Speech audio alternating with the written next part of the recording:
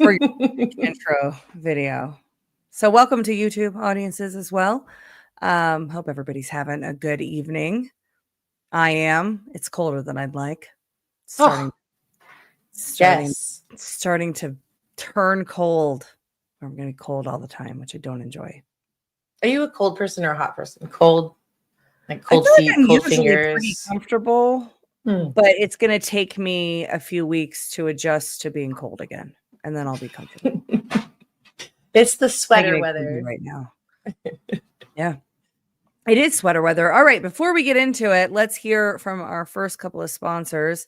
And first up, we have Tamarac, our buddies at Tamarac Gardens, introducing Tamarac Gardens handcrafted herbal remedies, teas, and skincare made with weeds, wildflowers, and wild harvested herbs in the Pacific Northwest. Their products will heal your skin, boost collagen. Hang on a second. I have had that half cut off. Apologies. Heal your skin, boost collagen, lighten dark spots, and slow aging. Plus, it is safe for babies, grandmas, and everyone in between. From salves to headaches, bug bites, and arthritis, to supplements for liver and kidney health, they harvest God's bounty for your health to keep you out of the doctor's office. Family owned in North Idaho, Tamarac Gardens. Dermatologist recommended products support your body inside and out because your health deserves better. Visit tamaracgarden.com today, and with promo code Badlands, you'll get $10 off your order. That's tamaracgarden.com, promo code Badlands. And huge fan of Tamarac Garden, Michelle, and we had her a couple weeks ago. 2-3 weeks ago on Alpha Makes Sandwiches, and it was an absolute blast. Taking the super immune. So this has elderberry. It's wild harvested elderberry, wild harvested rose hips, echinacea, ginger, and Ceylon cinnamon. I don't know if I said that right. It's got a little spicy kick to it, but I'll tell you what, it's way better than those old like echinacea droppers. That had back in the day that was just like it was like you're taking dirt. It's like sick. No, this is it's good, and weather turning, the early winter, late fall colds start to settle in. They also have the Lung Love, which is mullein. They have a tea and a tincture in that. The Wrinklies, which is perfect for right here if you get those 11s. Excellent products. They're great and so knowledgeable, so much fun, just down to earth, good people, and their products are absolutely amazing. So tamaracgarden.com, promo code Badlands. Abby, you want to talk about taking down big tooth care? All right, hold on, let me pull this open. All right, Vanman is taking down big toothpaste with all natural oral care. Just pure, effective ingredients for a healthier smile. The van never stops. Now try Vanman's new chewing gum. It's an all-natural alternative to traditional chewing gum with one of the synthetics and plastics found in big name gum. Here, I think I'm cut off here. Here we go. Instead, it has all the tools to remineralize teeth and keep them healthy. Powered by hydroxyapatite, I think I got it, nature's secret weapon, loaded with minerals like eggshells and bone, two of the best forms of calcium to remineralize teeth and build strong bone tissue. Vanman's tooth powder combined with pulling oils and peppermint aloe mouth rinse is truly the ultimate fluoride-free dental hygiene bundle that saves you 25% off individual prices. Head over to badlandsmedia.tv/Vanman to hop in the van for the ultimate way to care for your teeth naturally. That's badlandsmedia.tv/Vanman. Hydroxyapatite. I got it. Good stuff. I think every single Badlands host has struggled with that word. Maybe not Jordan, but I think pretty much everybody else. Yeah, good stuff. I'm a big fan of the tooth powder. Haven't tried the other products yet. Keep meaning to order them and just forgetting. So I'm gonna make a note right now. Do that after the show. Make a note. I want to try that chewing gum and the pulling oils, all the things. Yes. Do you want me to do the other ad real quick? Is the other ad soft disclosure? Yes. We'll save it for the end. Okay. We'll talk about it at the end. All right. So we're going to start out with where we left off last week, which was we ran out of time on the transhumanist agenda, which, there's an argument to be made that it's accelerating. I think there's also a little bit of, an examination. We can do good reset versus great reset, like Bernie Bright and others talk about. So where do we want to start on this? You take it away. Let's take us back to the past. All right, guys. So sometimes in order to understand what's going on right now, it's always good to look into the past. This was something I came across because of Brad. So we're going to play a clip from the Hillsdale College in just a minute. And so I was on their website watching all these things about socialism, Marxism, and communism, just to understand where the left is coming from. Now, I understand that probably a lot of them on the streets that are protesting don't even know the core values, but I wanted to know what is the core values of these people. So while I was looking into this, I was talking to Brad about it. And then he's like, oh yeah, by the way, Karl Marx was related to the Rothschilds. I'm like, no, really? He's like, yeah. So I had to grok it. Of course, he was right. You're right, Brad, if you're watching. So right here, I write, what relation do Karl Marx and Nathan Rothschild have? Karl Marx and Nathan Rothschild were third cousins. This distant familiar relation stems from their shared ancestry in the Barnett-Cohen family of Amsterdam. And it goes on and it shows all the connections. So right there, you have a globalist connection, right? And you always find that when you look to these events that happened in the past, specifically revolutions. So I'm going to take you now, see if I can share this instead. If the sound doesn't come through, Ashe, let me know. I will let you know. So this is at the Hillsdale College again, guys. You can do these for free. I listened to all of them and I've not done the quizzes yet, as you can see. And the link is in the show notes, right? Is the I link don't know if it is for this. I had a screen grab, so I will send it to you as this is playing. Send it to me and I'll pop it in the show notes for everybody. All right. So let's hear what they have to say about Karl Marx. Marx is an extremely interesting thinker. He came up with a holistic way of looking at the world, meaning that he really thought that he came up with a theory that explains everything. The economic component was an extremely important component of his entire construct of explaining history, explaining socioeconomic forces. Once he got to the UK, he actually he devoted a great deal of his time to studying Adam Smith and even more David Ricardo, who was the next significant economist after Adam Smith. Ricardo really latched on to the part of Smithian value theory. Smith couldn't explain why water, which is so key for life after all, is so cheap, whereas diamonds are so useless to life and yet still so expensive. He couldn't quite explain that. He was baffled by this, that there was such a loose connection between the use value of an object and its price. And Ricardo followed him down that path even further. And he developed what came to be known as the labor theory of value, which is that the value of a particular product is determined by the amount of labor expended upon its production. That meant that capital did not play any kind of role in the creation of value. Only workers created value. And for Marx, that became a huge part of his way of looking at the world, because he looked at the fact that capitalists, businesses were making profit. And he said, if businessmen are making profit, but workers are creating all the value, that means that businessmen are actually exploiting the workers. They are taking some of the value that they're creating and pocketing it for themselves, strictly through virtue of being able to supply capital. And capital is simply tools, machines, right? Things with which workers work that are useful, obviously, but both Ricardo and Marx believe that they do not actually add value. So if capitalists provide the capital, but it doesn't add value, where does the profit come from? It comes from capitalists exploiting the workers and taking some of the value that they've created away from the workers, alienating it from the workers for themselves.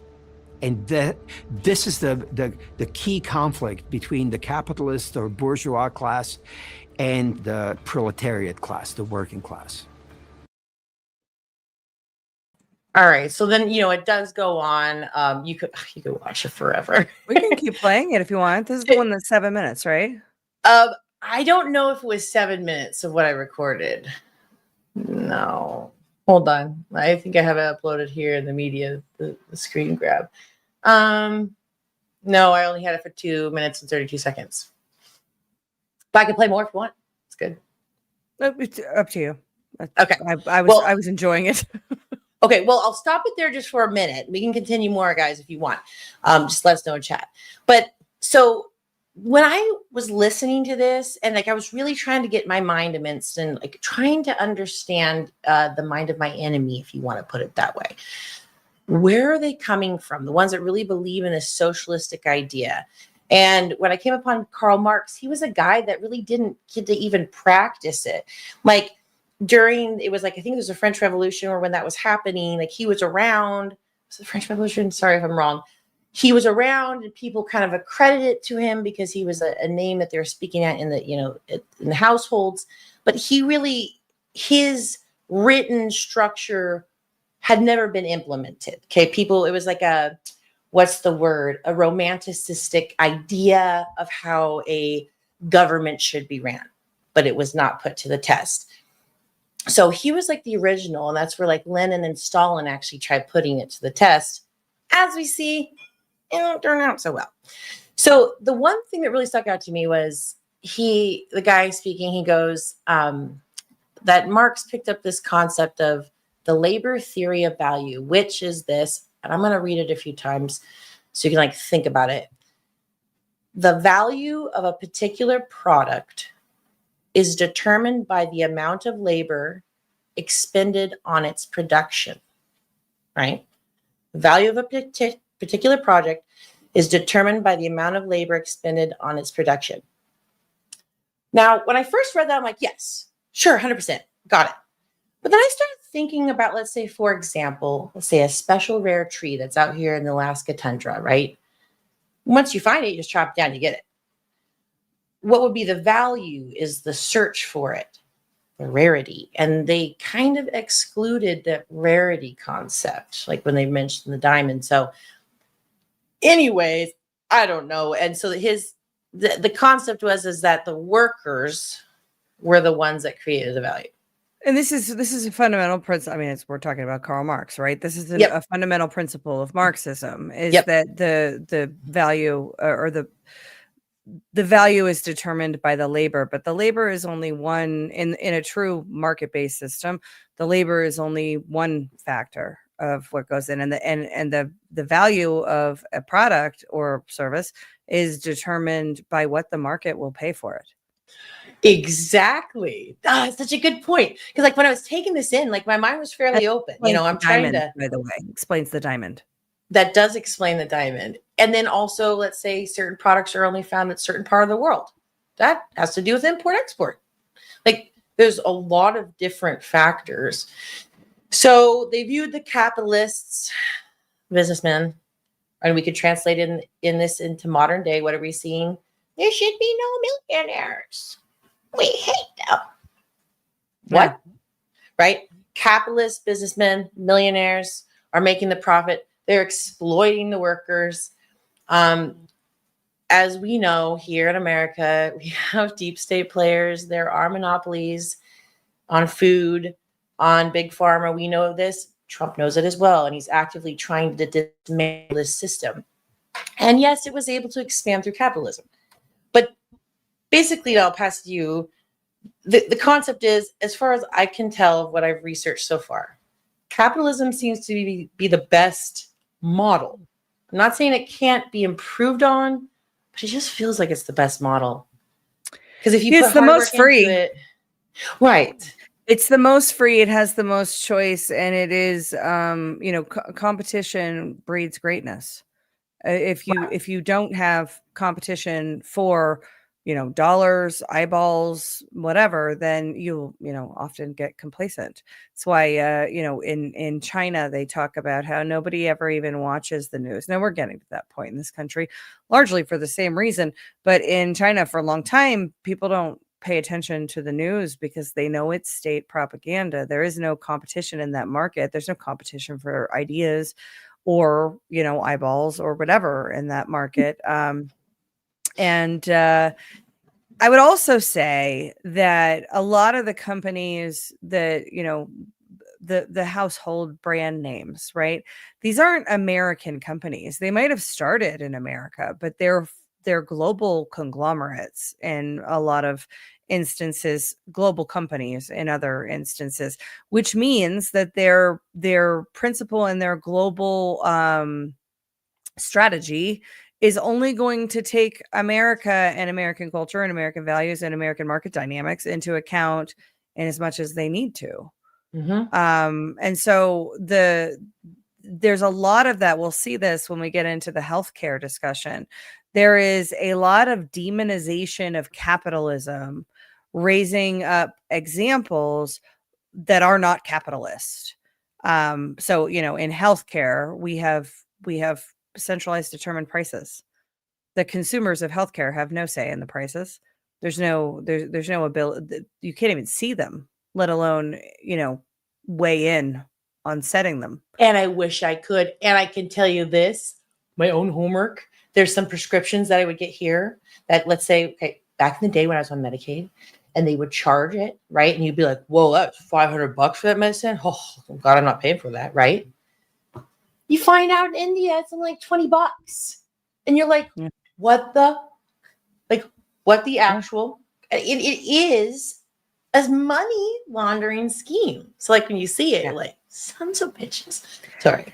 And that's the thing for a lot of these global companies is that over a period of decades, the, quote unquote market, and I mean the B2B, the business to business market, right? The business and their advisors and their bankers and their, government partners, they were pushed towards globalism. There's lots of reasons and causes and imperatives, business imperatives for why they were mostly about money, right? You got to cut your costs and increase your revenue. So you got to get your margins in a better place. And you can do that by moving all these jobs overseas, or you can do that by buying this part of your product, from China or from India or from Uruguay or from wherever. And we think about the level of propaganda on the people. It's the same. And we've talked about this on this show before, the trades, right? The magazines that talk about where the industry is going for a specific industry and what's driving the change in the industry and what are all your competitors doing and why aren't you doing this yet? That propaganda comes from and some of it's good advice probably, but it's definitely published in line with an agenda, and that agenda is global. And the propaganda that's coming through the trades, which is, business to business industry communication that most consumers don't even know exists, let alone pay attention to, that has the same origin point as the Sustainable Development Goal, propaganda that's coming down through K through 12 education in the US, or the same imperatives for the energy industry or whatever, the consumer propaganda and the business to business propaganda.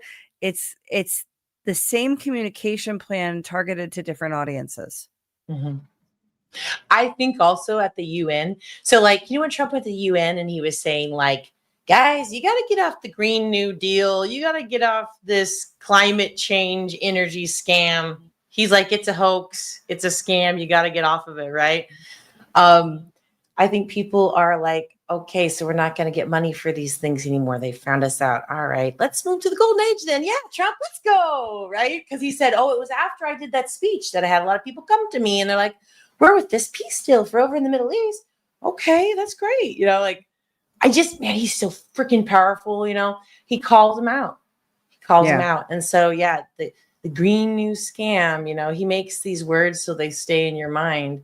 And that was just another tool in their toolbox to drain specifically America dry through the UN. And it's done. It's good.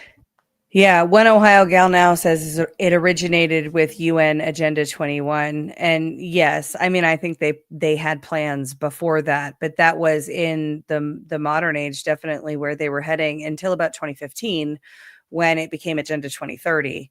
And the Millennium, they rebranded. The Millennium Development Goals became the Sustainable or the Millennium Goals maybe became the Sustainable Development Goals, and they were expanded to include things like gender identity and more climate-y stuff, all the things. And this is the UN has been here since 1948.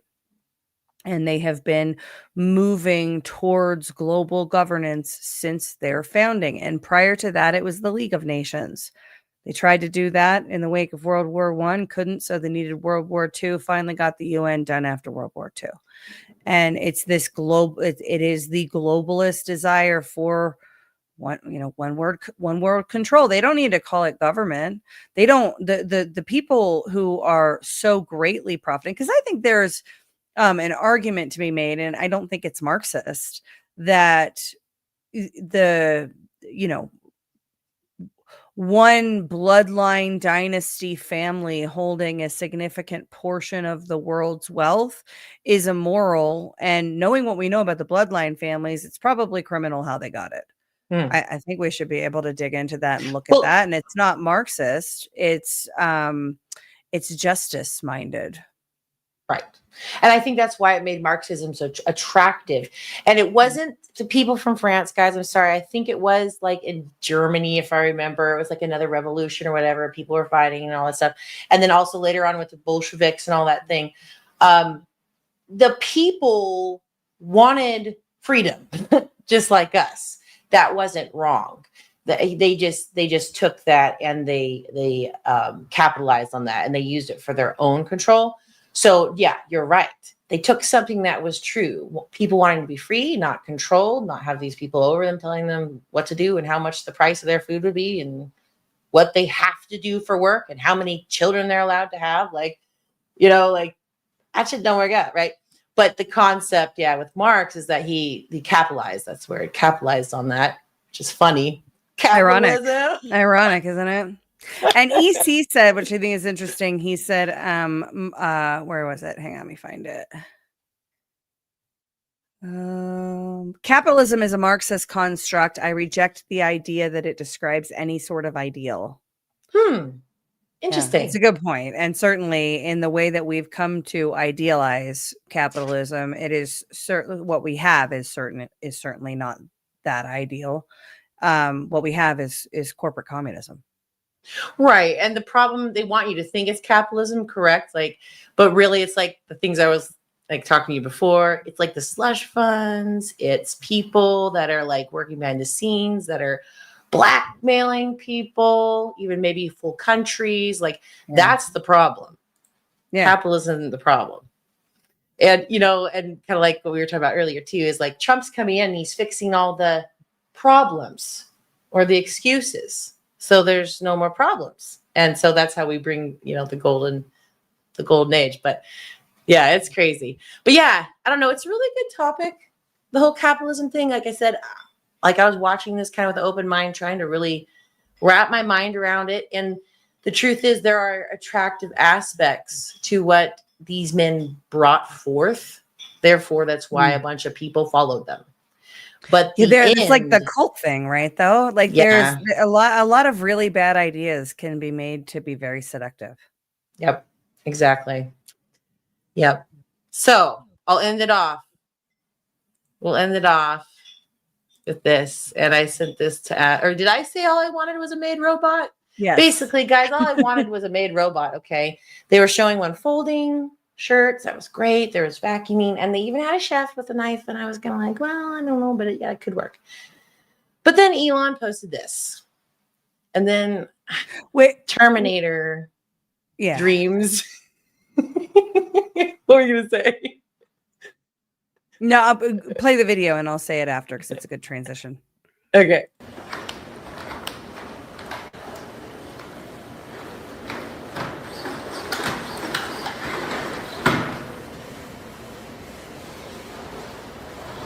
Oh shit.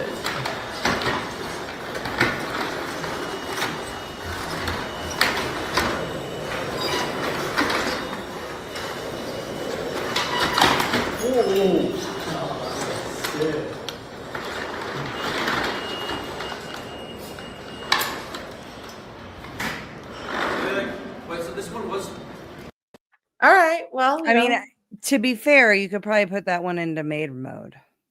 I hope. Maid kung fu.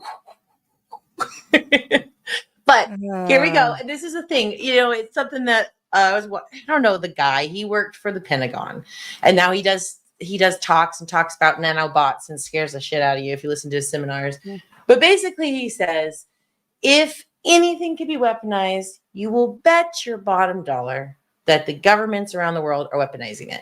Robots, they already have robot soldiers. I can't show you the sauce, but based on this formula, they already have. It's incredibly naive to not believe that they have not taken every military application out of these technologies and exploited it and modeled the threats and risks and benefits of all of the applications of this technology from a military standpoint before they ever told us it existed. Even birds. Birds aren't real. At least pigeons. Yeah. So we kind of got on this topic. I saw this on X and it pissed me off, which isn't, of course, the point. The point of this post is to piss people off. Dylan Allman on X. My number one issue is simple: accelerate, scale compute, cure aging, wire new senses, stack intelligence, crack cheap energy, print bodies, build off world. Transhumanism is the point. Indefinite lifespans, cognition that outruns today's imagination, cities on other rocks. Any hand raised to slow this deserves to be broken by the force of what comes next. Every regulator, every moralist, every safety committee that wants to drag their feet is a cleric for decay. They are bargaining with extinction and demanding you join them in the deal. Fuck their fear, fuck their smallness. Holy shit. Yeah. And that's the thing is that, you know, we can't, this always happens with innovator pioneers, particularly at points of breakthrough, is that you're definitely not allowed to question it. Why do you think during the Industrial Revolution, anybody that raised ethical questions was, you know, shamed as a Luddite and, you know, belittled, mocked? They do that to us now. And the screw you moralist part was disturbing. Yeah. Because our moral values is literally what makes us us. Like, if you don't have your morals and your values, well, like, that's insane. Okay, I didn't know really who that guy was. Was anybody? I don't know who he is. Particular. No, I just passed through my feed and it really pissed me off. But then I think about, you know, Elon Musk saying that we have to go to Mars, we have to colonize Mars for the future of human consciousness. That's weird. Why? So we're building the urgency of an imperative, which allows people like that guy to say, fuck your moralizing. I'm not going to listen to you speak about ethics when we're so close. We're so close to our breakthrough. And I think the innovator pioneers have felt like this for a long time, right? I always go back to Dolly the sheep. What was that, like I think it was 1989, if I'm not mistaken. Let me look it up. But they came out with this clone sheep. When was Dolly the sheep? They came out with this clone sheep and, you know, people kind of freaked out. Oh, it was 1996. I don't know why I go to 1989. 1996 was when the All right, let me just read it. Here, I can share it too. So everybody can read it. Dolly the sheep was the world's first mammal cloned from an adult somatic cell using nuclear transfer technology. Here's a breakdown of the key dates and events. Birth, July 5th, 1996, at the Roslin Institute in Scotland, part of the University of Edinburgh. She was born to a surrogate mother, a Scottish blackface ewe, and was a Finn Dorset sheep genetically. February 22nd, 1997, scientists Eel Wilmot, Keith Campbell, and their team published their findings in the Journal of Nature on February 27th, 1997. But the cloning was revealed to the world a few days earlier, sparking global ethical debates on cloning. Dolly lived for about 6.5 years. Typical sheep lifespan is 10 to 12 years. She gave birth to 6 lambs naturally, starting with Bonnie, so had reproduction. Suffered health issues like arthritis and lung disease, was euthanized on February 14th, 2003 due to a progressive lung infection, ovine pulmonary adenocarcinoma, and her preserved body is on display at the National Museum of Scotland in Edinburgh. The cloning process involved taking cell from the mammary gland of a 6-year-old donor ewe, fusing it with a nucleated egg cell, and implanting the embryo. Dolly's creation proved that specialized adult cells could be reprogrammed to create a whole new organism, advancing fields like regenerative medicine, but also raising bioethical concerns. Over 20 mammal species have been cloned since, but Dolly remains iconic. So at the time, I remember the global ethical debates. You know what I don't remember? The other 19 species that were cloned, because they just stopped talking about it.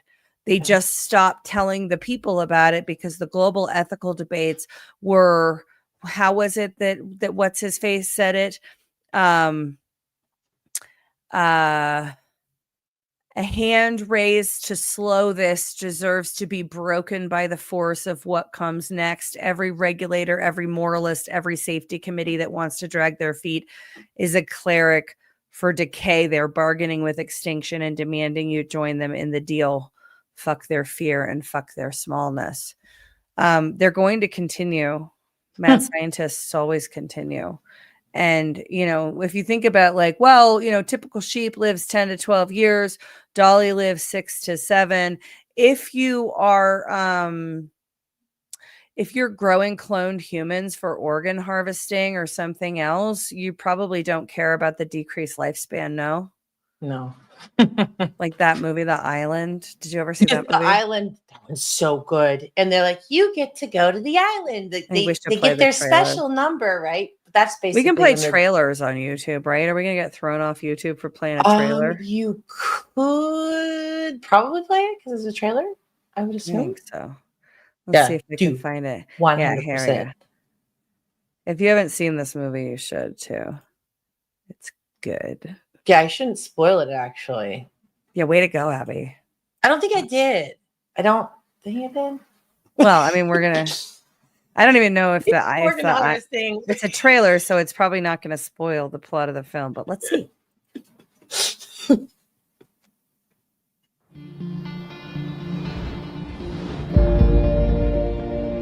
Attention, residents. Welcome to the lottery spin. Jordan to Delta. You're moving out to the island. Transported to the world's last paradise. I think they're gonna kill you. I'm going to the island. There is no island! Come on! 2 of our products have escaped. Do not let him get away! What was that? I don't know! But I want one. Hold on! This summer. Tell me what's going on! They're gonna come looking for you. Good job! You're copies of people. So one of them gets sick and they need a new part, they take it from you. I'm sorry, I'm not ready to die. From Michael Bay. How come we never did this before? The director of The Rock and Armageddon. Wow, that tongue thing is amazing. I know you're new to this whole human thing, but backpacks for boys, purses for girls. Understand? We're not idiots. Well, excuse me, miss. I'm so smart I can't wait to go to the island. Ewan McGregor. I just want to live. I don't care how. Scarlett Johansson. Don't try me like it.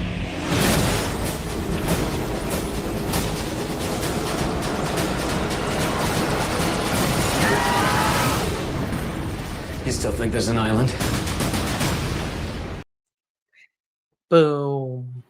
So one of the things that's so cool, spoiler alert, about this movie, which everybody should watch, it's a great film, is that they're humans, right? They're cloned humans, but they're humans, and humans are naturally curious, and have all sorts of processes happening, and so they have their whole world is this elaborate farce. It's they're living in a simulation, in effect, and the stories that are told to them keep them pacified so that they don't revolt before their organs are harvested, or they're surrogate pregnant, and then the baby is born and the mom just disappears and stuff. Yeah. I remember Spoiler alert, Dale. It's an older movie. Yeah, it's older. So yeah, no. I remember Still worth watching. when they were talking about that. They said first we had our assets, whatever, just hooked up, and they were just hooked up and they were growing. Like it didn't work because they died, and then then they had them in cages, but they didn't have anything to do, and that made them upset, and they killed themselves, whatever. They go, so we found that we had to keep them busy and hope for something. Like it's such a messed up plot. But it shows you the concept of what we live in even now, parallels. Just got to keep you busy so you don't understand what's happening. 100%. And Kat says, I believe what can actually be done is completely unethical and done regularly. Yeah, I think so too. And the stories that we're told keep us from actually pursuing that truth, which I think is a great transition into our healthcare topic. Because I want to talk about some unethical shit. Let's talk about healthcare. All right, let me pull these in. So I found the Rojas report this week, and I have no idea who this. I mean, he's the CEO of something with his name on it. CEO at Rojas Report. But he's been talking about the ethics of healthcare on X, and I think it's he's got some really great things to say. I think folks should go give him a follow. This he's talking to Ruben Gallego, the person who allegedly, based on the information available, is my opinion, stole the election from Kerry Lake. And he says grocery, rent, utilities, everything is too expensive, and Republicans plan jack up your health insurance premiums by hundreds, maybe even thousands of dollars. I'm fighting to make sure that doesn't happen. Now, folks will remember at the last GART, I think the only time that I sort of went off on the G-Money panel that I was on was about the people will talk about healthcare. First of all, we don't have healthcare in this country. Healthcare is what people like Michelle from Tamarac Garden do. Healthcare is, whole body, mind health, making your body function as best as it can.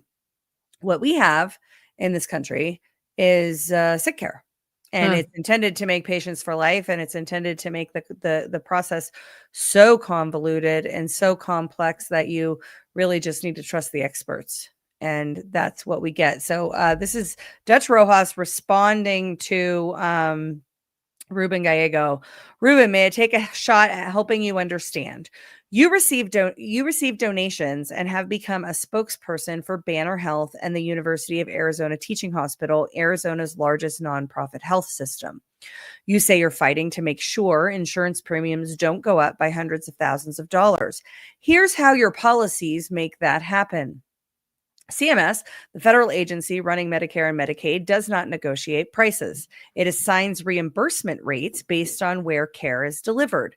Banner Health is assigned higher rates because it is classified as a hospital or hospital outpatient department, HOPD. Independent practices are assigned significantly lower rates for the same work. The same colonoscopy that costs $1,500 at an independent is reimbursed $4,000 when Banner performs it. Same scope, same doctor, different building code. It gets worse. Banner uses the site of service differential extra to buy up independent practices that have lower prices. That's how the US went from 70% independent physicians in 2010, it's around the Obamacare time, to 20% in 2025. So in 15 years, we went from 70% independent physicians to 20, a drop of That's insane. Yep.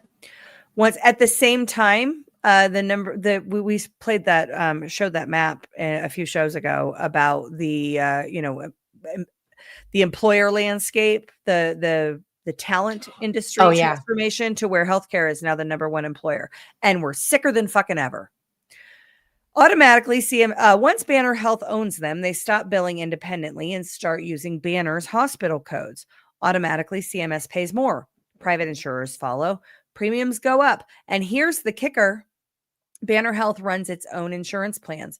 When Banner's insurance arm pays Banner's hospitals those inflated rates, Banner is paying itself with employer premiums, federal Medicare, and state Medicaid dollars. Money in, money out, same pocket. Banner pays no federal income tax, 0 Arizona tax, and 0 property taxes as a nonprofit, while buying up competitors, charging monopoly prices, paying executives millions, and hoarding billions. Nothing about medicine changes, just the billing code. CMS assigns the rate, Banner collects it, families pay it. Ruben, now you know how your policies raise premiums and hurt Arizona families. Dang. That's amazing. Like, it's terrible, but the scam was amazing, right? The scam is crazy. So that the same company is owning the insurance companies. And a lot of course, the government's making you forced to buy insurance. And that's not just Banner Health. That is what is referred to or was referred to between 2010 and 2012-ish timeframe in the strategy phase as payer-provider convergence. It was taking the payers, the insurance companies, and the providers, the hospitals and care providers, and merging them into a single corporate entity. And as you said, then your payers are paying your providers, but they're the same entity. And this is all downstream of Obamacare. This is the fruit of Obamacare, and it was moving in this direction before Obamacare. But you'll remember for 2 decades before that, you had big government liberals screaming for a single payer government run healthcare. We had Romney Care, Hillary Care at one point. They were pushing for this, but centralization creates complexity, and complexity breeds and hides corruption. It is not different that is not a different axiom than for the healthcare industries than it is for the elections industries, because it's a byproduct of human behavior. When you centralize and you shrink the number of interested parties, you shrink the number of power players, you shrink the number you shrink the number of decision makers. When you've centralized the governance and the decision rights over an industry, or even industry's footprint in a region, you create you have a breeding ground for corruption. That's certainly what we've seen. A big part of this is the lack of transparency on prices, and this is something that President Trump has talked about for a long time, right? Since 2016. He's talked about, it's always been a platform of his to bring price transparency into the healthcare markets, into the health industries. And we don't have that. And give me 1 second. I'll pull up this video. But again, Dutch Rojas does a great job of explaining the price transparency issue. And this ties back to what we were talking about with Karl Marx and, the kind of the myth of capitalism in our country. Check it out. Price transparency laws solve every single U.S. healthcare problem. Price transparency laws are already on the books. Health systems, your favorite nonprofits, are just ignoring them. And nobody in Washington, D.C. wants to enforce them, because the moment prices go public, the entire game changes. Premiums go from here to here, like you can't even see how low they are. Right now, you can get an MRI. 40 million of them are consumed a year for $15,000 through your insurance. Or you can pay cash and get it for $600 down the street from some independent physicians who love you. By the way, that's not healthcare. That's a hostage negotiation. When independent physicians started posting actionable prices, i.e. putting prices on a website, they didn't go bankrupt. They thrived. Employers were like, hey, $8,500 for an ACL repair instead of $45,000. Boom. They incentivized their employees to use that. Suddenly, the big health systems had what economists politely call a problem. And here's why carriers and health systems are terrified. Lawmakers too. The minute prices become real, you unlock 10,000 new insurance models. 10,000. Beautiful. We get direct pay networks and insurance premiums drop 50% overnight. The word I would use is they drop precipitously. You cannot build a market when prices are invisible. Right now, the United States government, along with their cronies, have built a $4 trillion system that depends on not telling you the price until months later. Price transparency ends that today. And today is Sunday, by the way. So by Monday, close of business, boom, your premium's down. And that's why no one in DC wants to enforce it. That's why all these canker sores are constantly telling you that everybody's gonna, make your premiums go up. It's not true. These people are billing you $18,000 for bullshit. We don't need a new plan. We just need to turn the lights on and enforce the regulation we already have. Price transparency solves all these problems. Rojas out. Okay, I agree. Oh, you're muted. No, go ahead. I was just going to say, I agree 100%. That's that middle ground. If it's transparent, you can see how much the workers are putting for the product, correct? So then therefore nobody can scam nobody, but the workers are getting the value for what they're making or putting out. It's beautiful. It's a middle ground. Well, yeah, and another so this is, getting a little bit off of the price transparency, but another byproduct of Obamacare and the centralization of the health industries is that the health talent is treated like shit. So the one of my best friend is a surgical robotics nurse. There is a time turnover time in the operating room that is determined by a bunch of bureaucrats that say, for us to have the appropriate margins, right, profit margins, we need to, we'll say it's 20 minutes. I don't remember what it actually is. But we'll say, you need to turn over the operating rooms in between procedures in 20 minutes. Now, there's no systems in place to reward teams that hit those metrics, that, to reward teams or recognize teams, surgical teams that do it in less time. There's no incentive whatsoever to go over and above making sure your patients don't die. And oh, by the way, all of these medical professionals signed up to make sure patients don't die. They don't care about efficiency metrics for a hospital system to get, shave a couple of dollars off of the cost of a, cancer surgery. Mm-hmm. That's not why they went into healthcare. The health industries, because of all you've now consolidated these companies so much, payers and providers, into these massive global conglomerates. And yeah, they're broken down on paper but follow it all the way, right? Pull the thread all the way. And you have a bunch of business people looking at business metrics that are running the ecosystem of healthcare. And I mean healthcare in that the people that went in, the doctors and nurses and, orderlies and others, some of those people just want jobs. A lot of those people went into healthcare because they care about people and they want to help sick people. And they're not, they're not empowered to do that. They're tied with efficiency metrics that are intended to drive the lowest cost and the highest profit margin. And here's the thing is that, a lot of the money that healthcare companies are making is reinvested, but we don't get the benefits of that. Because we've so the Medicaid dollars, the Medicare dollars, the R&D subsidies, and all of the government grants and programs to enable American healthcare companies to innovate, American healthcare companies like Pfizer and, Merck, and like these are global companies, but we're paying for the leaps and bounds. Think about it, Anthony Fauci, right? Dude holds a ton of patents. We paid for the R&D. He facilitated the transition of our money to the pharmaceutical company, and he has the patents. He's getting the royalties on the inventions and the things that the innovations that have come out of that work. It's a fucking scam, Abby.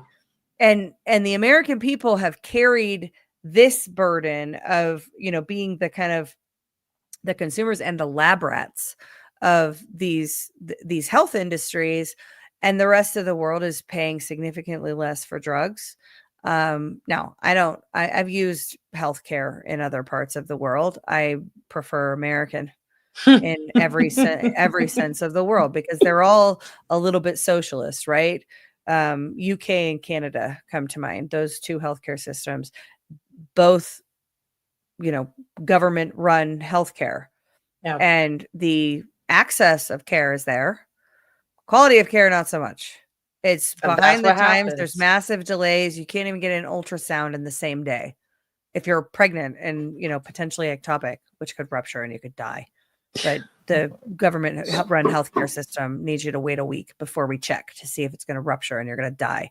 That's the kind of stuff that happens when you centralize all of the decision rights over an industry.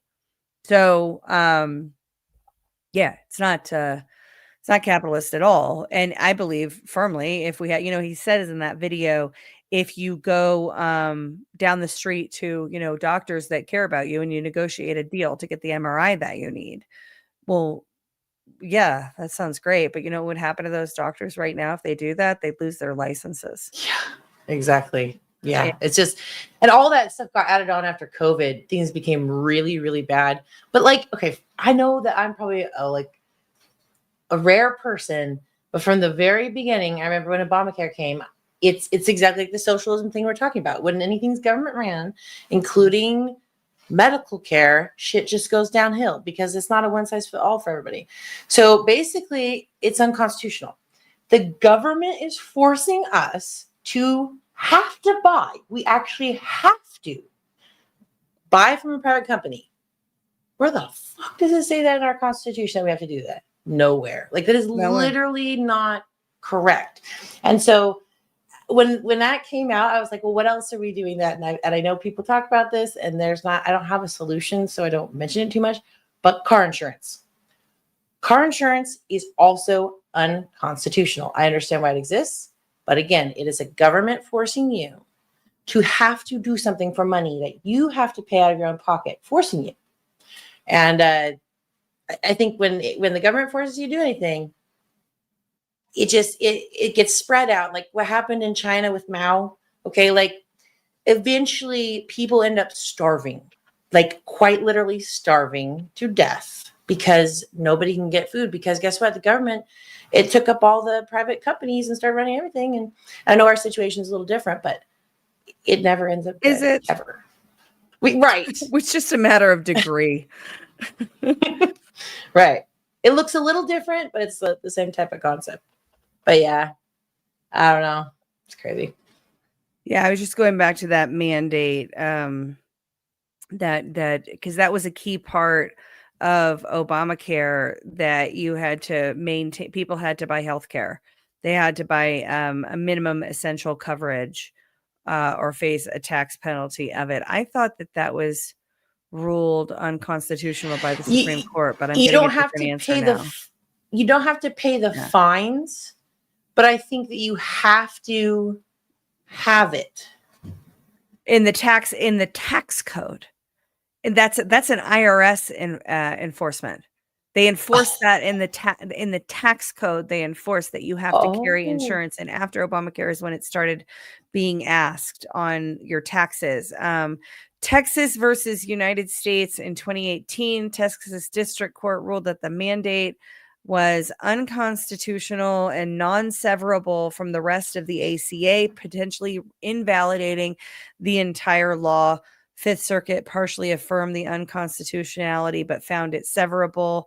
Supreme Court reversed in California versus Texas, leaving the ACA intact without addressing constitutionality. So it looks like this is still being litigated. Yeah. So that was in the first Trump administration. And if they change the law, then those cases become moot. Right. So we shall see. But yeah, everyone should follow Dutch Rojas. What's his? Let me go back and find out what his handle was, because I forgot it. Hold on. Dutch Rojas. Yeah. Yeah, it's with a J. UTHROJAS. He's got a bunch of content. He had another video that was on pre-existing conditions. That was pretty good as well. So folks should check out that content. I think it's important to realize that, and this is one of the things that I think is pretty cool across a bunch of different domains.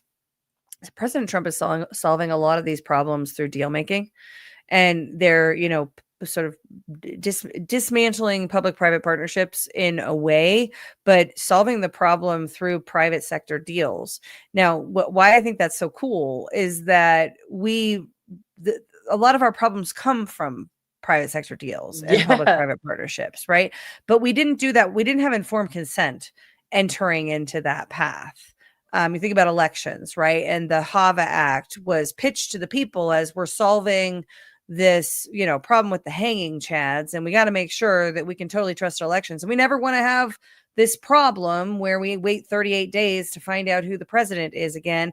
So what we're going to do is we're going to help America vote by passing the Help America Vote Act, which gave birth to the elections industry that we know today, which has not been a net positive. It's been a 20-year exercise, 23-year exercise in centralization and consolidation and just overwhelming complexity of how we cast and count ballots, which is not difficult, and we've done since before the founding of the They nation. make it like it's so crazy. They're like, we can't count. It's so crazy. It's like, dude, what do you mean? Like, we can totally count it in a day.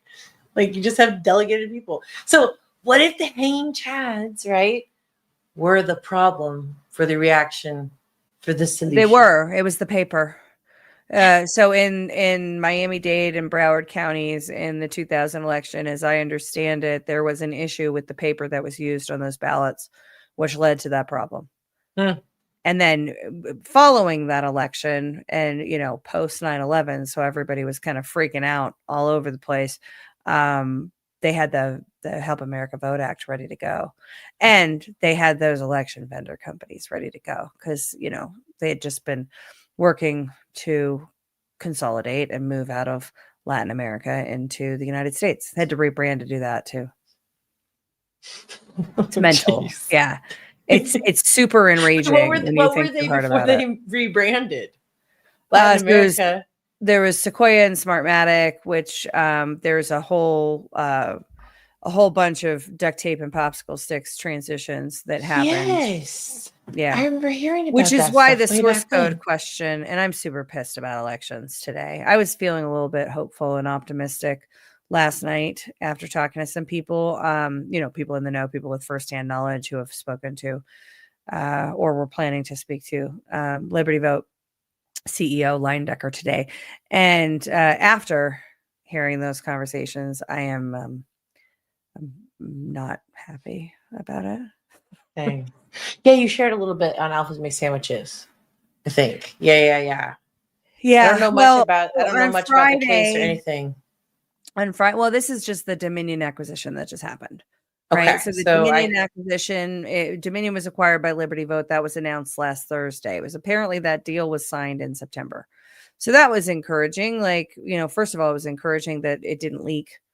If it was signed in September and wasn't announced until last Thursday and it didn't leak out, that's encouraging, right? Especially because the, Dominion voting systems here in Colorado, it was U.S. headquarters was here in Colorado, Denver. and they had a really cool office space actually, and very, very tight with the Colorado Department of State, sort of incestuous relationships. And the vendors in a lot of ways act as arms of the government during the election periods when they're brought in to solve problems and, do different things. And so that was encouraging. And then this clerk had told a room of constituents, it was an official House District 14 gathering in a church. And I posted a couple clips of this audio on my ex, said that he had spoken to the Liberty Vote CEO and he was very encouraged. He was very impressed with what he was hearing, that the Liberty Vote CEO was going to bring all manufacturing of elections back to the US. All the source code is coming back to the US. We're going to have a third-party independent auditor that is not tied to any federal, state, or local government. It's going to be truly independent auditing that's happening. And is there something else? Anyway, lots of really good things. It's like, okay, maybe this is good, right? And I'm super skeptical, especially anything involving a machine company, but I can see a path, right? That if you buy Dominion, for example, and then let's say next he buys ES&S, and then he buys Hart InterCivic, and you centralize that technology and then decommission it all, you create the urgency for a new solution. And there are a number of new solutions that, people have been waiting for that urgency moment to arise. So that's like, okay, this is kind of, I can see that this could be something, right? Yes. Possibly thinking about maybe considering being optimistic about this. And then I heard that the Liberty Vote CEA talked to all the clerks. So last Friday was just the big clerks, big county clerks, or big metro county clerks. And then today it was all clerks. And the message that I heard, and this is a different clerk I was talking to, completely different. The bringing the supply chain to the US is not feasible. I would do it in a second if I could, but it's not feasible. Nothing really about the source code. But particularly the message to the clerk is nothing is changing for you guys. We don't really see any changes in your level of support, our role as a vendor in elections, how we're supporting and enabling you. Unless there's something I don't know, it's going to be the same as it was before. Same support, same team, same great support, different name. And so it's like, hang on a second. Why are we getting two different messages from apparently the same CEO? What I've come to believe, I don't think we got two different messages from the CEO. I think the CEO was probably consistent in what he said. And the clerk, who was facing a room full of constituents in a church that is pastored by an election denier, he didn't want to deal with the question. So he told people what he wanted to hear. That's my working theory. Wow. I'll see if I can get him to talk to me. Dude, yes, that'd be cool. Yeah. And I'm right with you, dude. Like, as far as the don't have electronic voting machines, please. Like, do you remember that little girl? It was like the FBI. They held a thing for people to hack the voting machines, and a 9-year-old girl hacked it like 15 seconds. Like, was that DEF no, CON? I thank you. haven't seen the 9-year-old. I would love to see that. I don't think I've seen the 9-year-old, but I know they hack them at DEF CON every year. And it's only in the age of Trump that the DEF CON people shifted their rhetoric and, kind of ignored the rules of cybersecurity and said things like safest and most secure. Only in the age of Trump. Cybersecurity people don't say can't be hacked. They don't say things like safest and most secure, could not be breached. These are all things that cyber experts said in the age of Trump. And that was a big red flag for me, because in working with, technical teams in management, they don't speak that way. They don't, you don't say those things. It's a risk that opens yourself up to liability if you say things like can't be hacked, and then they are in fact hacked. But when it comes to elections and in the age of Trump, it's different. It's fine. We've solved it with paper ballots and risk limiting audits. And that means that the the the voting technology that all of the cyber experts admit is Swiss cheese vulnerable. Well, it's fine because we have risk limiting audits and some sort of paper record. It's so disingenuous and intellectually dishonest what they're doing. And they're only doing it because they think it's more important for people to trust the election system that we have than for people to demand that we have verifiably accurate elections. I was thinking like we should do something simple that everybody could agree to where you, okay, I know that voting is private. I get that. You vote, make it private, but then have a thing where you have record of who you voted for. And then when the vote comes out, everybody can put their one thing in. It's got like an ID code in, right? That you get when you vote, you get it and it's your ID code. You're like, well, let's check to see if you're counting my vote or not, right? We could do that. We could easily do that. Or just take pictures and everybody has, okay, I'll be turning what you voted for. Like we could prove they're stolen, but it's like, why are we not? Anyways, I agree with you. We can't go forward until it's exposed. Cannot. Yeah, I agree. And not just exposed. This is the thing. And it's one of the reasons that I think that we are going to have a justice phase, because you cannot spend years, literally a decade at this point, waking people up. Right? President Trump, from the moment he came on the scene in the 2016, it was 2015, right? But 2016 election, he woke people up. His divisiveness, his saying all the things, the name calling. I love the name calling. I love it so much because they call us names all the time, but we're never allowed to call them names because it's a violation of decorum. Like they can call us Nazis and white supremacists and Klan members, and they think that that's like grounded in truth because we don't like big government, and so they will use those words without any self-awareness whatsoever, and then get mad if we punch back. Those days are over. President, that was how it was.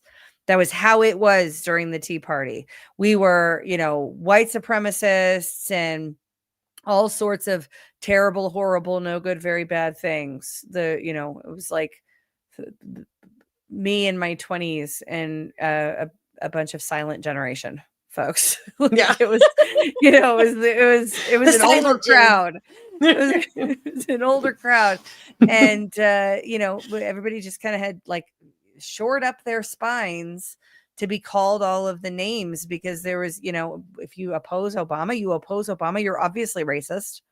Why do you hate black people? Oh, I don't hate black people. I actually think black people are awesome. But I think that particular black person is a communist, and it's coming out of his mouth all the time. And he's talking about fundamentally transforming our nation in ways that we're going to jump feet first into because everybody's so focused on how great it is that he's black.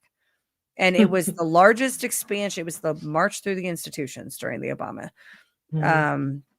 administration. And, any pushback whatsoever was you're racist, obviously, right? And there's a lot of people that now will tell you that they voted for Obama because it made them feel good.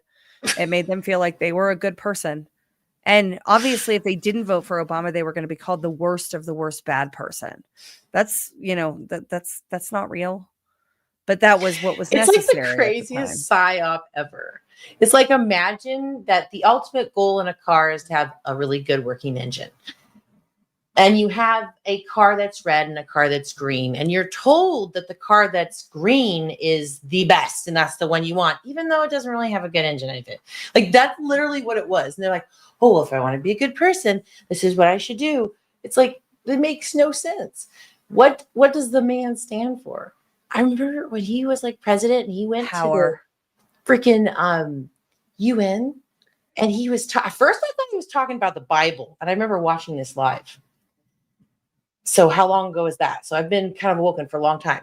I was watching live. He's like, we don't need to be ruled by an old, outdated, dusty book. And he was talking about the Constitution. Yeah. At first I thought he was talking about Bible. And guys. the Bible. Because we were clinging to our God and our guns too. Okay. I remember after I watched that, I was like, oh, it's here. He's the fucking Antichrist. Like, I was literally like, oh, damn. Like, Spirit of okay. Antichrist, certainly. Yeah, it was scary. But I He hope he gets his. it was crazy because I like it the allegations of being racist weren't gonna work on me because I'm not racist. And I know I'm not racist. And so it's I don't it's like at the time, I don't like Obama because he's a communist. Like, just listen, guys. Just listen to the words in his mouth. But he's so articulate and he's so well spoken and he's such a great.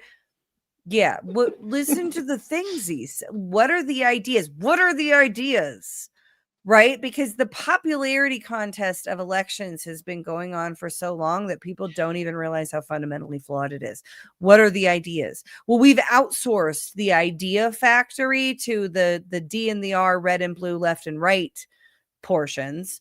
So they decide what the ideas are. They decide what the platforms are. And people have been convinced that they're doing some great patriotic duty by picking the D or the R on the ballot. And that's your vote, and that's your voice, and that means you're self-governed. And because you did that, you consent. And so now you have to just suck it up and take whatever we do. And that's the question when we're vetting candidates is, what do they stand for?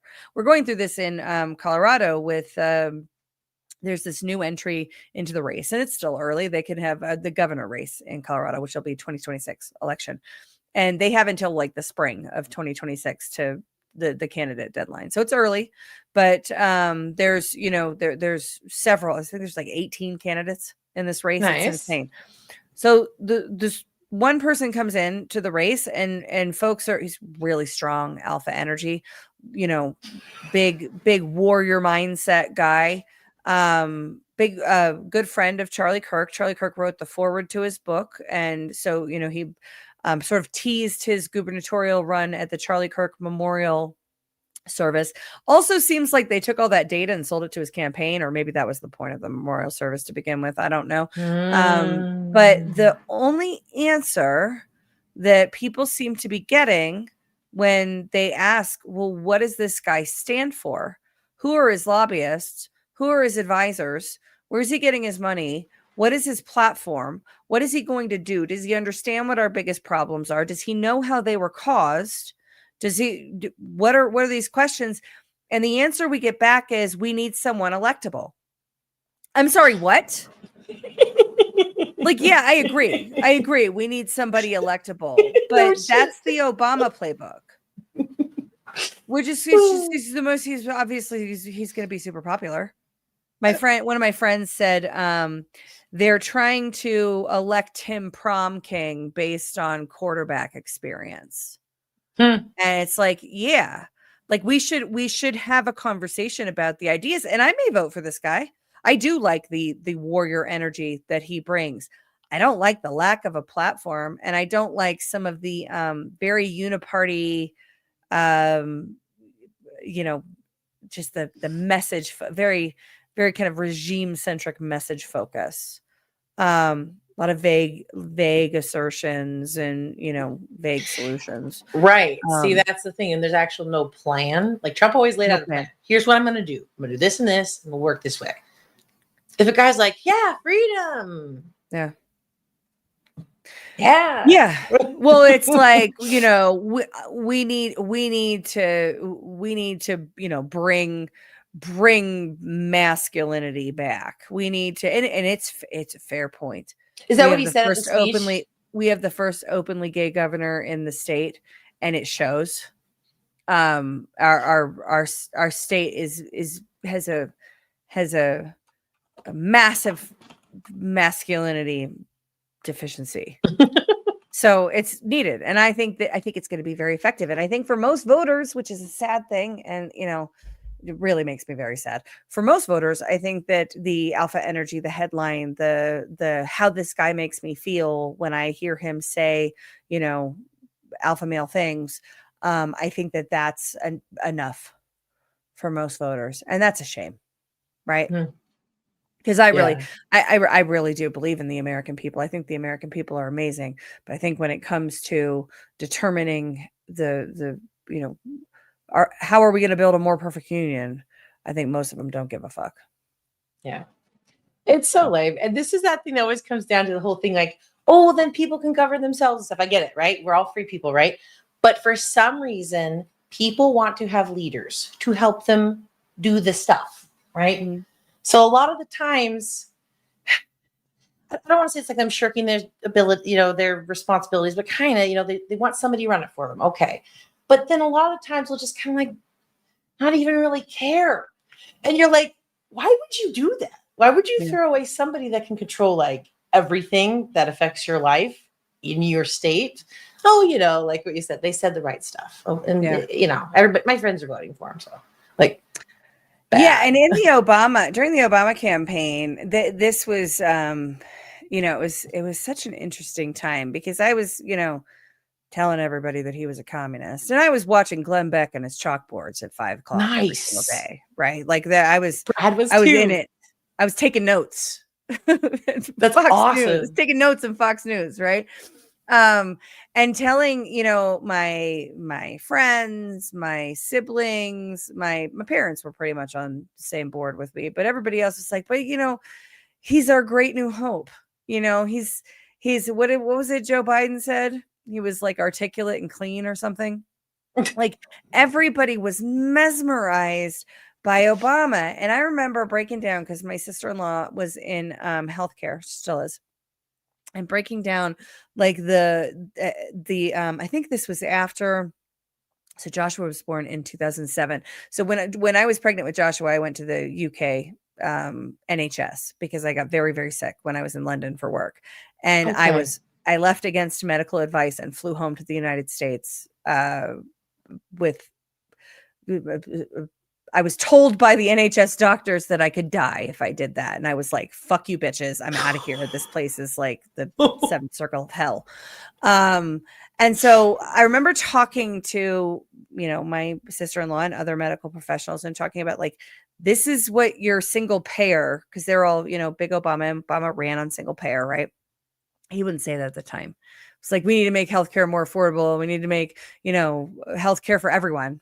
Healthcare for everyone. But the goal was always single payer, was always government run healthcare program.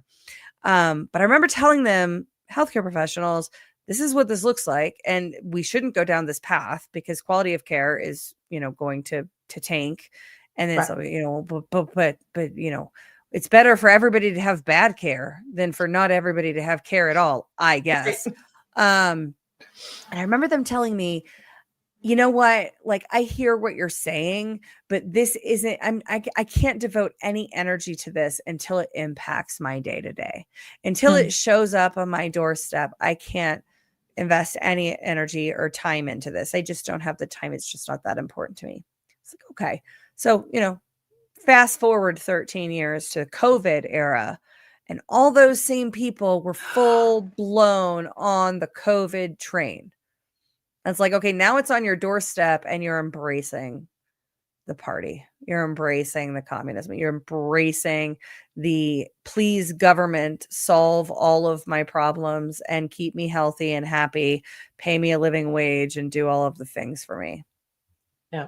I'm losing patience for, so I, started really paying attention to politics. And when I mean paying attention, I mean to the point where I would like go out to a rally. Right. Like I was paying enough attention to actually like That's awesome. Go get involved. It was post 9/11, really in earnest, George Bush's second term. And I took a break during the second Obama term. I convinced myself I was never, ever going to pay attention to politics ever again. But that didn't turn out super well. But it's just the same. God wanted you back. Air warrior. Show. It's a show, and it keeps us all, what are they going to do next? What are they going to let us do next? Right? It's interesting. What's the government going to let us do next? this whole thing with the lawsuit with Trump, right? How he won the lawsuit against Google. I don't know if you guys remember. This was Yeah, you way have to be back. more specific. There's been Okay, 479 so lawsuits against President Trump. dang, girl, I that's don't know if that, insane. no, I Okay, made, I so made that first number up. administration. This is all I know. He came out. I remember they're outside, and he says, "Hey, I'm suing Google. I'm suing Facebook. I'm suing Alphabet. I'm suing, I think, Twitter." And this has all come to fruition now. The lawsuit happened. The charges were shown that not Facebook, Google, and that includes YouTube, were removing people from the platform who were not violating their community guidelines. So quite literally taking them off. And then they confess why they were being pressured by the Biden administration, right? Yeah. So this has been found out. So now we all got our YouTube channels back. So as far as like what's going to happen, I feel like we're getting the free press back. I feel we're going to start taking back these avenues that were stolen from us. So yeah, I'm pretty excited. I will say this. I think that the idea that Mark Zuckerberg and the content moderation team at Facebook, Meta, Instagram, that the prior ownership and people like Yoel Roth at Twitter, I think it's a historical rewrite that they had to have their arms twisted by the government. I think they were very concerned, and we know this from a lot of their comms. They were very concerned about, election deniers and anti-vaxxers being able to speak. They were waiting to when they could ban President Trump. Remember? Yep. Yeah. So I think now it's, Mark Zuckerberg, Biden was a real hard ass and he scared us into compliance. That's bullshit. I think that's bullshit based on the information available. In my opinion is that's bullshit. I think they know it's all coming down. Like if that RICO not case to let happening. the government off the hook. Like the government is 100% corrupt and the Constitution binds the government in that exchange, does not bind Facebook. Right. But the threat of force from the government bound Facebook. And that's kind of the point. Anyway, we're out of time. So next week we will talk about the future of the free internet. Maybe some new developments will have happened in there at that point. And then we'll also pick back up on Spygate. We ran out of time before being able to get to Spygate, but that's all right. Baseless Conspiracies is coming up next, and they are doing Kurt Cobain tonight, I believe, which is cool. So tune in to that. Finally, before we go, we're going to talk about GART. Coming up November 6th through the 9th in Cocoa Beach, Florida, Badlands, 10th stop on the Great American Restoration Tour. You can see the featured speakers there on the screen. If you want to see Abbey while you're at GART, just come find me because I'm going to have her on FaceTime the whole weekend. So she'll be with me. Like attached to her. But we are also doing our second GART exclusive live stream. Last week's was a lot of fun. We're doing that this Thursday, I believe at 2:30 p.m.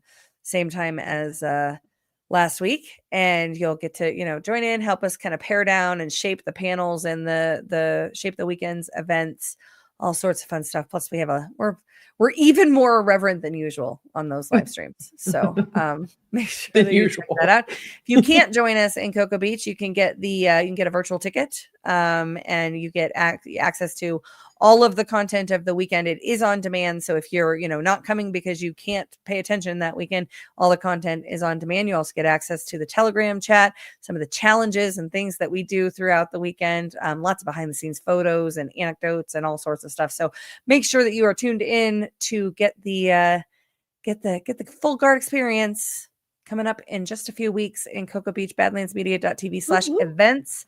And then Nikki says, bring a table and a case to put it in and wear Abbey around your neck so she can feel like she's walking with you. That's a great idea. I can put the phone in the name tag because the name tag has a little pocket in it, So I can stick the phone, like you'll be like boob. I'll put you at the boob. We're definitely doing that, by the way. We don't have to do it all weekend because I know like you have things going on and stuff. But it would be really fun though. At some point we're doing that. We're doing that car weekend. All right. With that, we will play our soft disclosure. So before we're going to play soft disclosure and then play our outro. We will raid baseless conspiracies. But our outro is also pretty badass, like our intro was. So if you want to hang out for that, then just delay the raid. But before we do that, soft disclosure made at Willow Wind Farm in Westcliff, Colorado. I am super pumped. I am going to visit Willow Wind Farm this weekend. And this is the deodorant. This is a lavender tea tree scent that's not quite out yet. That's you got the vanilla citrus lotion. Huge fan. There's a lemon grapefruit deodorant as well. The mint deodorant is fantastic. The lotions are super creamy, super moisturizing, deep moisturizing power of these products, and it's all American made. It's a local supply chain. You know what's going into the products. Fantastic stuff. There's also 150 alpacas at this ranch that I'm going to this weekend. So excited. One of them is apparently called Burning Bright, and I think the other one is called John. So Burning Bright told me that I have to send him a wellness update on his alpaca. So I think I'm gonna FaceTime him too. Yes, I love it. It's gonna be FaceTiming all over. But next week on Alphas Make Sandwiches, we will talk a lot about that trip to the farm. I'm super pumped. It's only a couple hours from where I live, so it's gonna be a blast. Yeah. Well, the next time you come down from the wherever you are, the North Pole or whatever, Great North. Yeah, great. Yes, the great the last North. frontier. Take a dog sled, get down here, come to the farm with me. One with Cats says, for the Abbey robot fund for Guard, robot body with a screen for FaceTime. Yes. Yeah. Yes. We're gonna do. We'll probably. I don't know that we'll be able to get the robot in place by Guard Cocoa Beach. But I will be the robot body for Abby's disembodied head on my phone at Guard. At least for vacuums. We'll do like the either the VIP dinner or the welcome dinner. That would be fun. We're doing it. So whether or not you think it's fun, we're doing it. Thank you so much for the rant. And then Peyton Pooh says, sorry, I don't have more to give right now, but I think it's important to know that when the Constitution was signed, everybody was using naturopathic methods to heal themselves. God bless you, ladies. 100%. And when you think about our founders, they were like to come out, like Bill and Ted come out of the freaking time machine and look at what our leadership allows, the kinds of things they build. This isn't the republic that we. What the hell did you guys do? Right. So the government controls your medicine? Yeah. Like what? Yeah. Like 100%. Long story. They were all also well acquainted with the medicinal properties of cannabis. And we'll save that conversation for another day. But with that, everybody, please smash the thumb for us. Helps us out quite a bit. We certainly do appreciate it. And we'll be back here next Monday at 9 p.m. Eastern for another episode of Culture of Change. Stay tuned for Baseless Conspiracies coming up next. And tomorrow, Abby, you're on. So I have book club at 6 p.m. Eastern time. And directly following that, that's me and Brian CanCon for folks if you don't know. And then directly following that is Brad and Abby Live. Whoop, whoop, yep. Which is always a good time, followed fun. By Story Hour. Again, I don't know what the movie is because I really suck at tracking that. And then that's followed by DEFCON 0, which is a great new show and all sorts of fun things happening here on Badlands Media. So stay tuned, smash the thumb, and we will see you guys next time.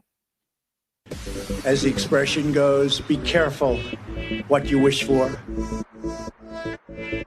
In my former life, I was an insider as much as anybody else.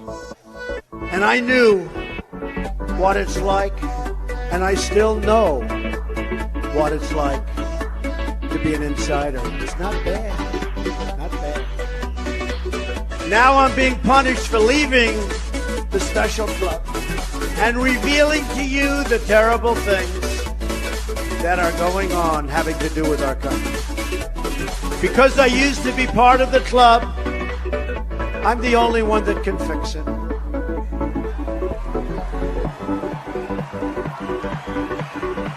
I'm doing this for the people and for the movement, and we will take back this country for you, and we will make America great again.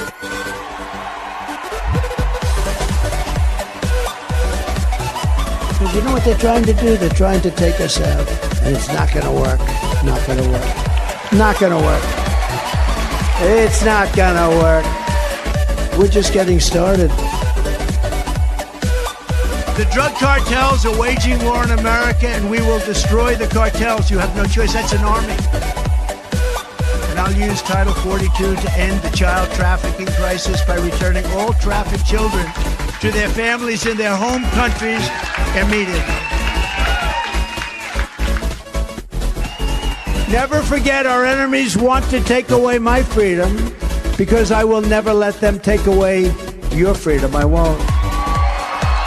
They want to silence me because I will never let them silence you. And in the end, they are not after me, they're after you. I'm just standing in their way. I always will. And I will fully protect and uphold our great and very important under siege Second Amendment. We will protect it. We will protect innocent life, and we will restore free speech, and I will secure our elections. We will secure our elections. If we don't, we are a country in trouble. Our goal will be one day voting with paper ballots and voter ID. Very simple. On day one, I will sign a new executive order to cut federal funding for any school at all, pushing critical race theory, transgender insanity, and other inappropriate racial, sexual, or political content onto the lives of our children. And I will not give one penny to any school that has a vaccine mandate or a mask mandate.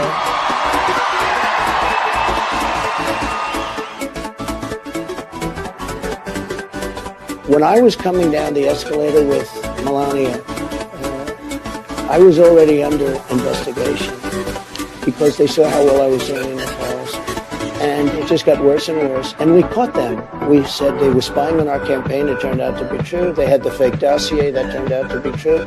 It was paid for by the Democrat Party. It was all fiction. All of these things happened. Impeachment hoax number one, impeachment hoax number two. I've been treated very badly. And I've won every single time. When you say, do I sleep? I sleep. I sleep. Because I truly feel that in the end, we're going to win.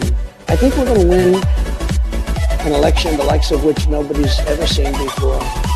I don't think anything's going to stop it. Nothing's going to stop it.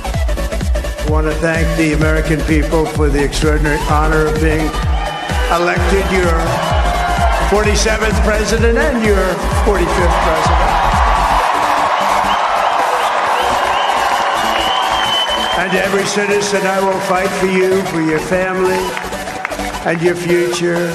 Every single day I will be fighting for you, and with every breath in my body, I will not rest until we have delivered the strong, safe, and prosperous America that our children deserve and that you deserve. This will truly be the golden age of America. That's what we have to have.